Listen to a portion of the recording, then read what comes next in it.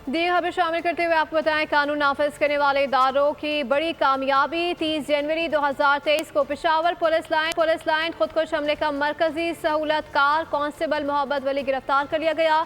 दहशतगर्द मोहम्मद वली का एतराफ़ी बयान सामने आ गया। हमले के लिए मनसूबाबंदी की तफसीली बयान भी सामने आ गया। खुदकुश हमलावर को कैसे सहूलत दी और कब कब क्या कुछ किया, सब सामने आ गया।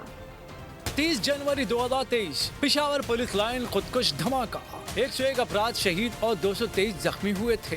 कानून नाफिज करने वाले इदारों ने हमले के मरकजी मुजरिम मोहम्मद वली को गिरफ्तार कर लिया। कांस्टेबल मोहम्मद वली खैबर पख्तूनख्वा पुलिस वर्दी में काली भेड़ है।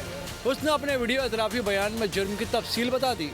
दहशतगर्द मोहम्मद वली ने बताया कि सहूलतकार जुनैद जमातुल अहरार का रिक्रूटमेंट एजेंट था जो अफगानिस्तान से सोशल मीडिया पर भर्तियां करता था। हमले के सहूलतकार मोहम्मद वली ने बताया कि खुदकुश हमलावर का नाम कारी और कौमियत अफगान थी। हमले के लिए मोहम्मद वली ने उसे हर कदम पर सहूलत दी। इस सहूलतकारी पर उसे 2 लाख रुपए मुआवजा भी मिला। मुजरिम मोहम्मद वली ने दीगर दहशतगर्द कार्रवाइयों और दहशतगर्दों की तफसील भी बताई। सब्सक्राइब करें और बेल दबाएं ताकि कोई खबर रह न जाए।